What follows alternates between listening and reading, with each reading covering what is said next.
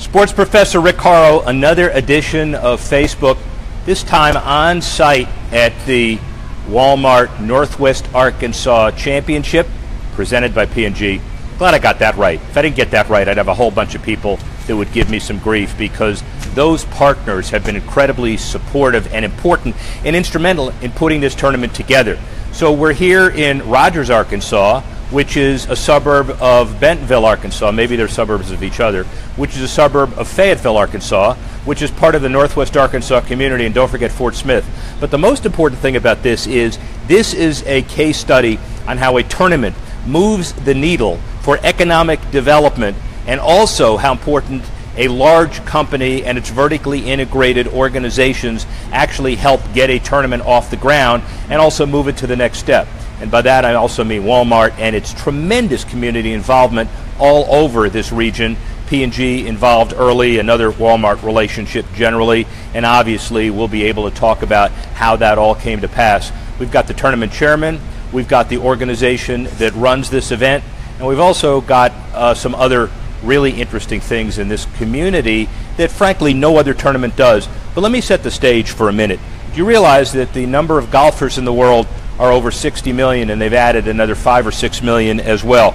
American participation up 24.1 million, but when you look at the numbers, there are about 15,000 golf courses in the U.S. and about 11,000 of them open to the public. So those who predict golf's demise are sorely mistaken. But you have to be creative about it.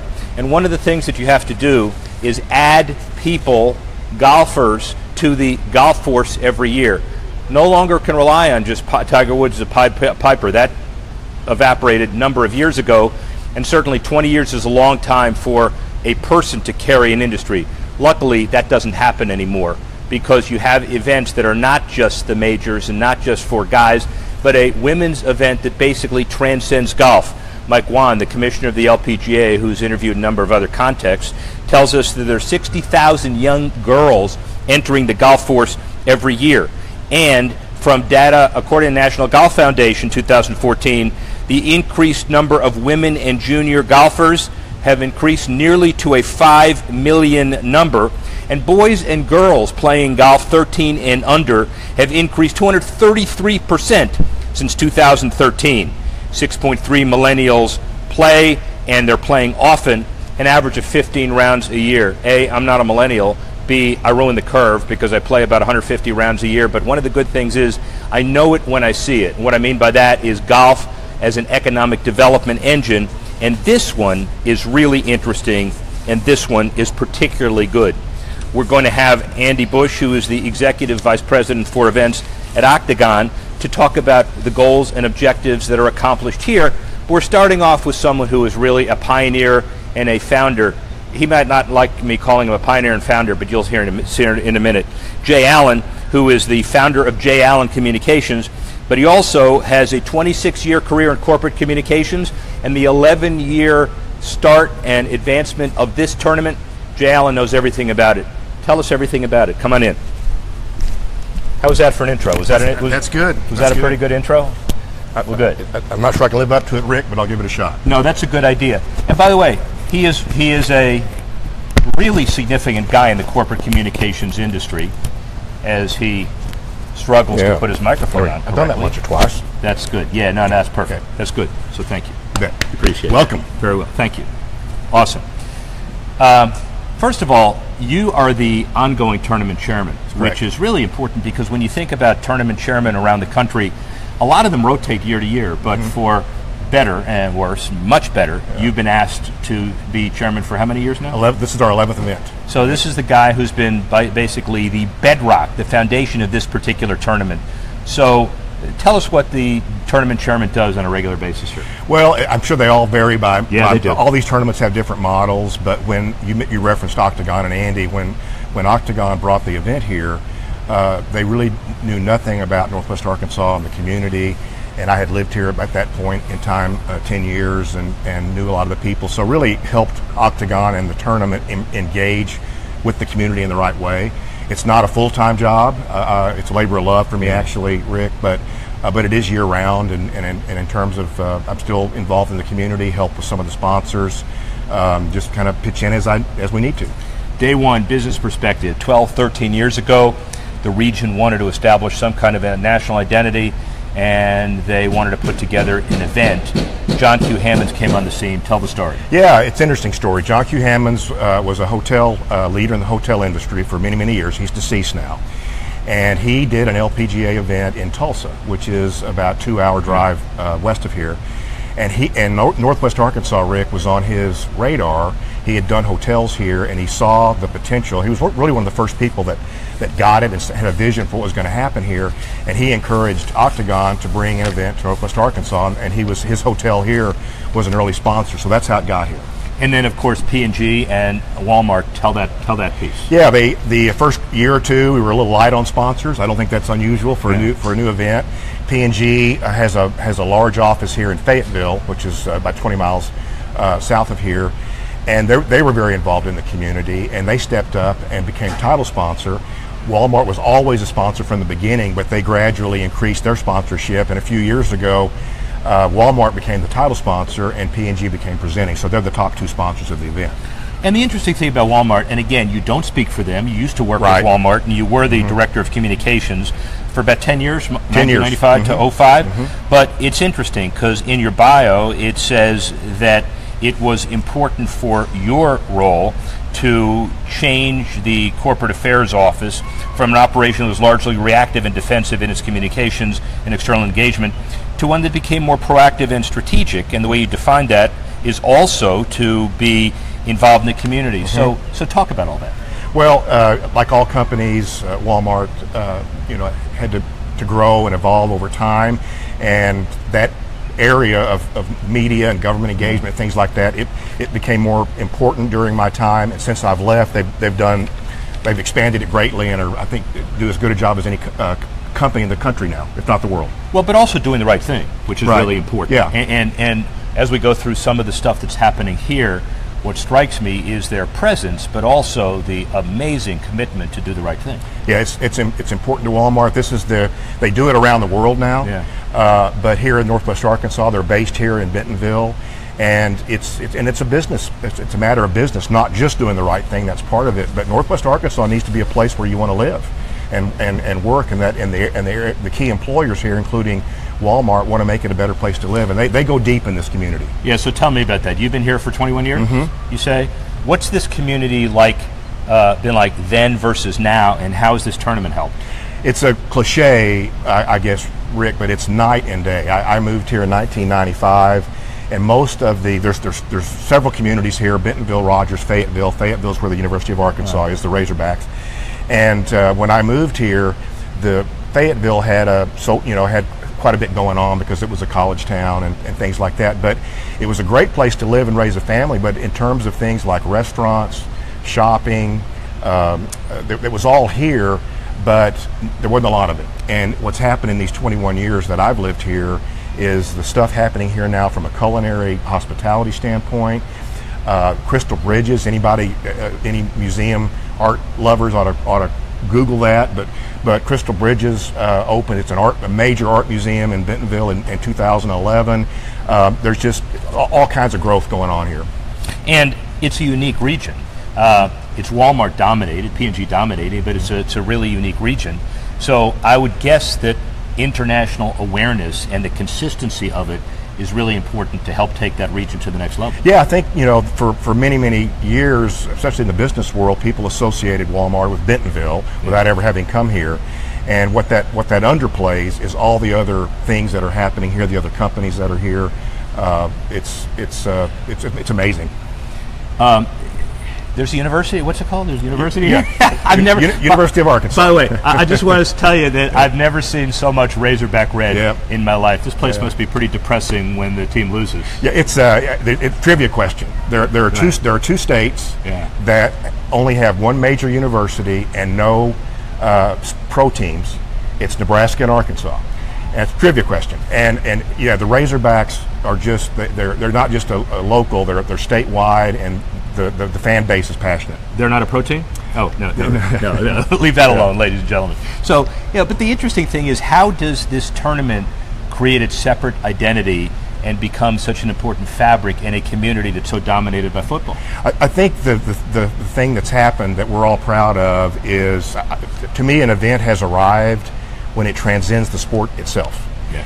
And that's what's happened here. The golf tournament is extremely important, but it's much, much more than that now. There's a food festival event, there's all kinds of special events that go on. And like a Razorback game, there are people that come here now that really don't know anything about golf. They just want to be part of an event, part of a happening, and that's where we've gotten now. It took a long time to get there, and that's a really good thing. Well, so Andy Bush from Octagon is going to talk a little bit about some of the things that are particularly important for fans, concessions and pricing and the like. Give us an example. Let's maybe walk over. Give us an example of a couple of things that, Kevin Wyman is our executive producer extraordinaire. By the way, Kevin Wyman's name is now reaching 3 million people in this solar system and maybe others. So, you should thank your guys from Octagon to make that happen. So, look over here. We can be out of the picture. So pan over and talk a little bit about this hub area. Sure. This is we're on the 17th hole, 16th and 17th hole, and immediately there you can see kids playing. But back to what I was saying about it being more than just a golf event, we have a place here where kids can come and there's free snacks. They can play putt-putt and do all kinds of things. Again, we want people and parents to come out and not just have to be golf fans. We're standing in a place called the Hub, which is a new structure this year. But again, it's got all kinds of things will be going on here during the tournament. Good golf viewing, but games and things like that.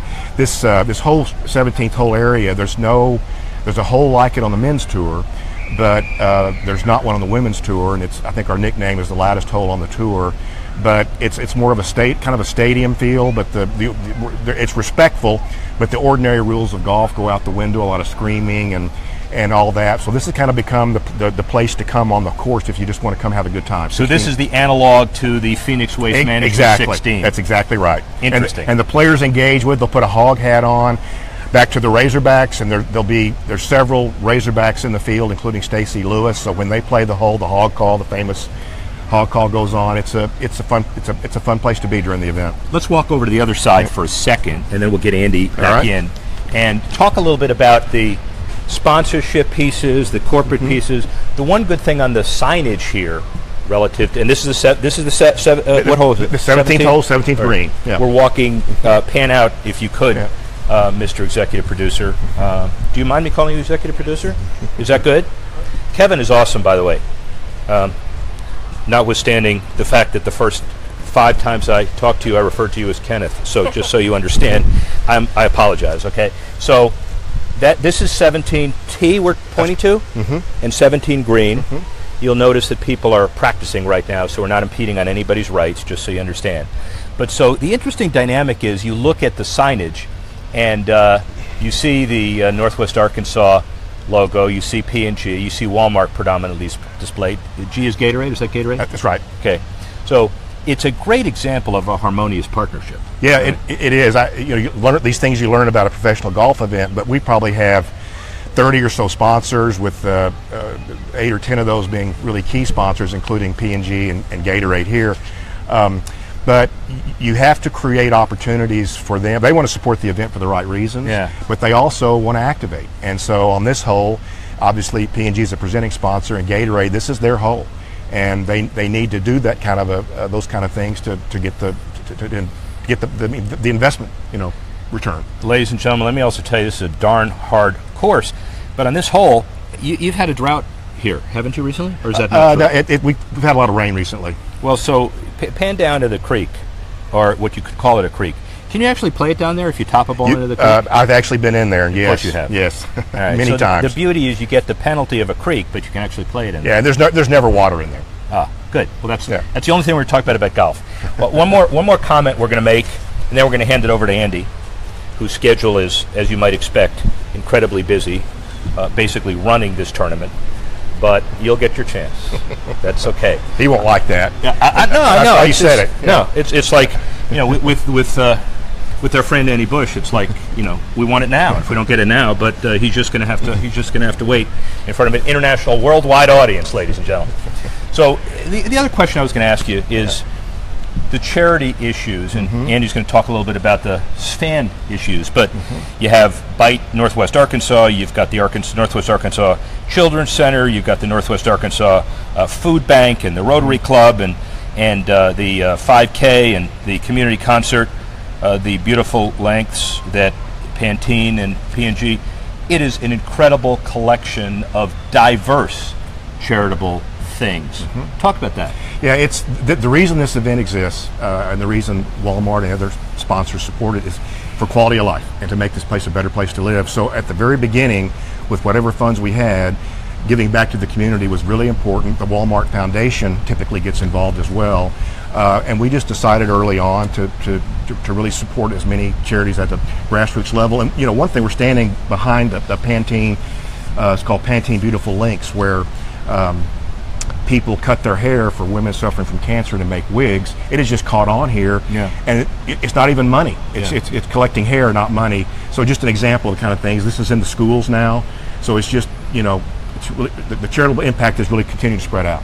So when we do our 20-year retrospective and come back for the 31st anniversary of this event, you will have been chairman for 31 straight years? If that happens, that would be the case. Wow.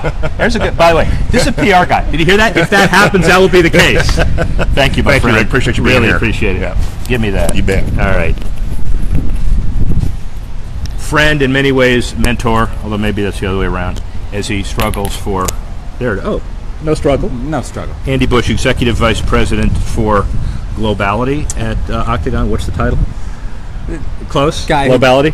Guy who works on events. Yeah, guy who works on events.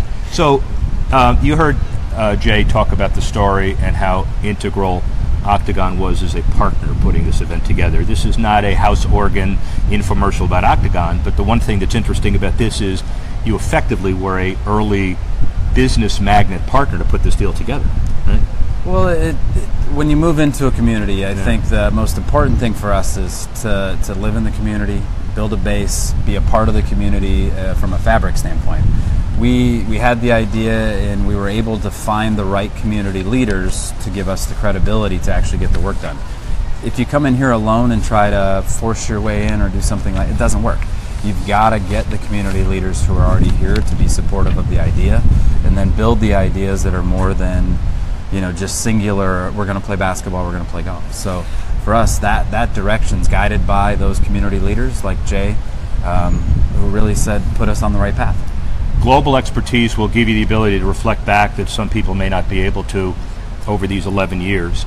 And with sports marketing in such a state of differing expectations these days, what you had to do is to balance the initial interests of John Q. Hammonds with P&G, with Walmart, and turn them into sustaining entities and basically partners in this.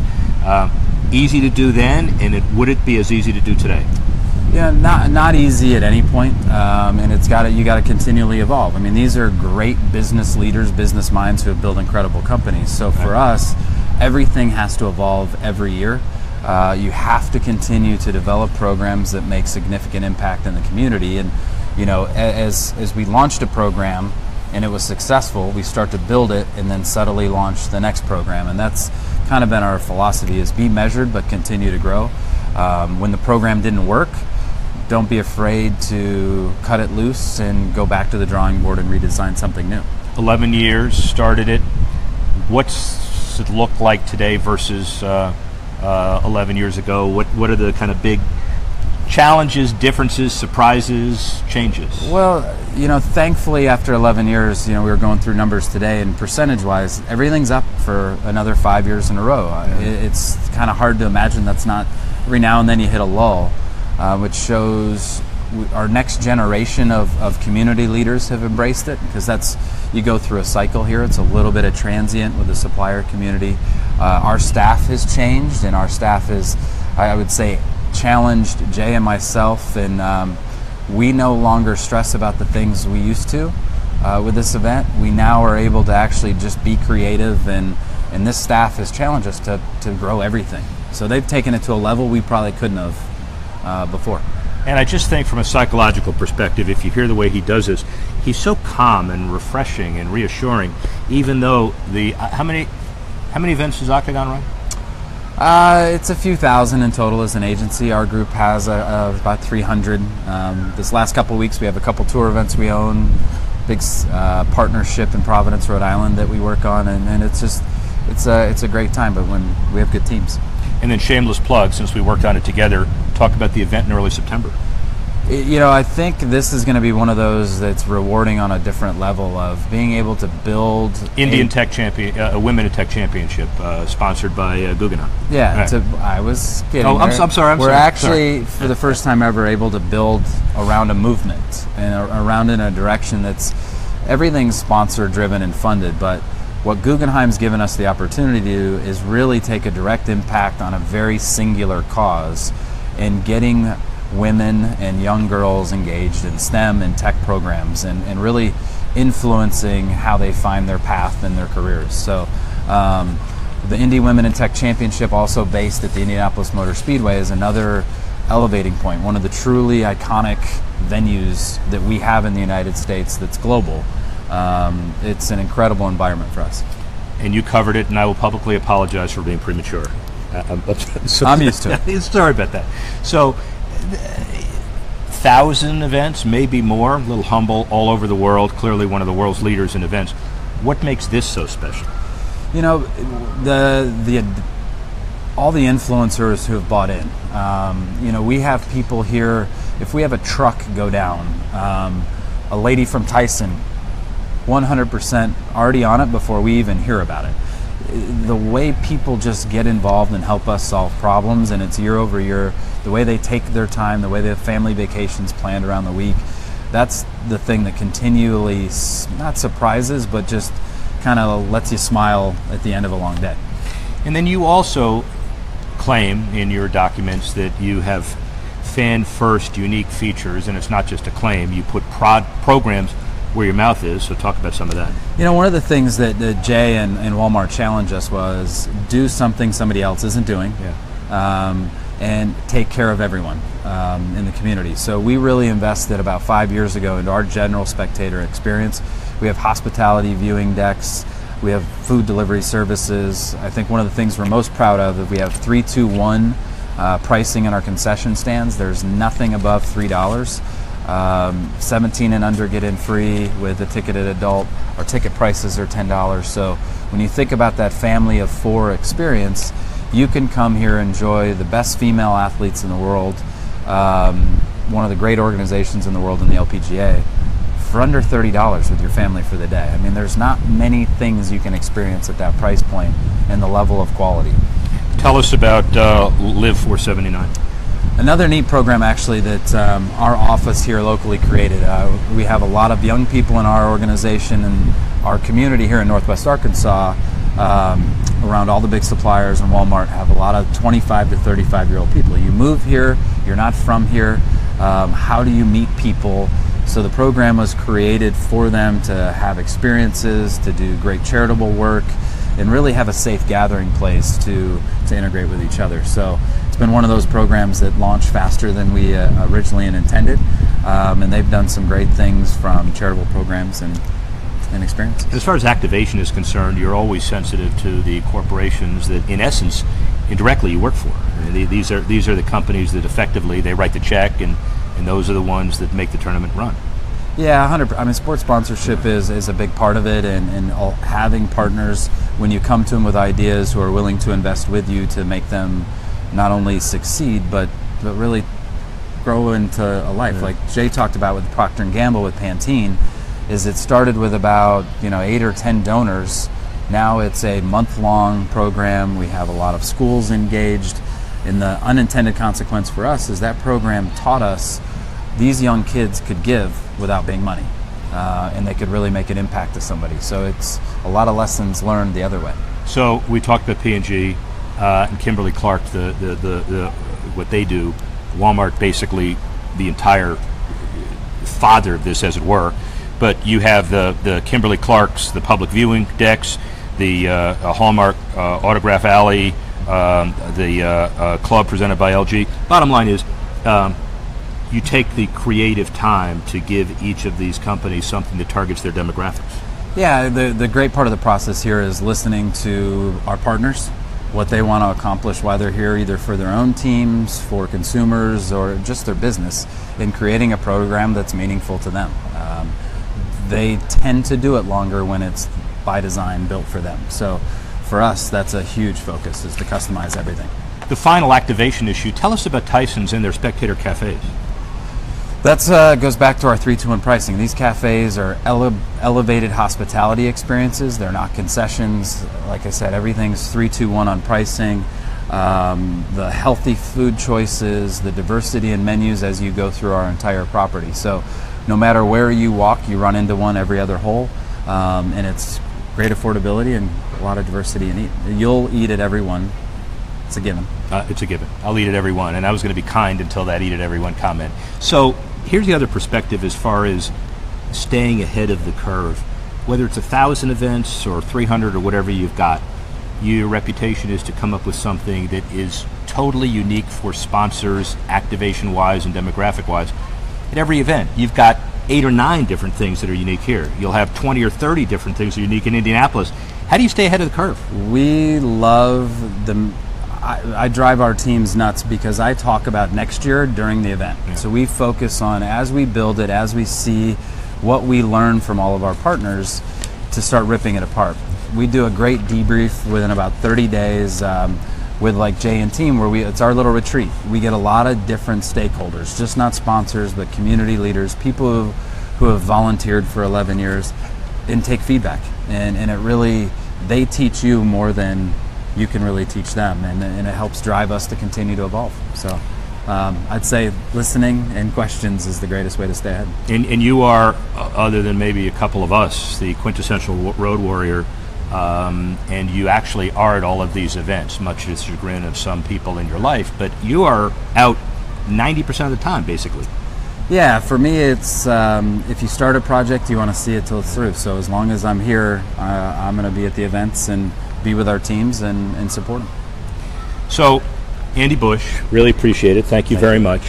Let me just conclude by just telling you this. First of all, golf is incredible for a couple of reasons. One is $4 billion raised for charity, according to the National Golf Foundation, over the last few years. Since 20 years ago, no other sport does that.